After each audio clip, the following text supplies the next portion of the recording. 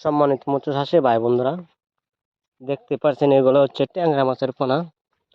যারা ট্যাংরা মাছের পোনা চাষ করতে চান তারা আমাদের কাছ থেকে সংগ্রহ করতে পারেন স্ক্রিনে দেওয়া নম্বরে। দেখেন কত সুন্দর এক সাইজের, দেখেন প্রতিটি মাছ এক সাইজের, এক কোয়ালিটি।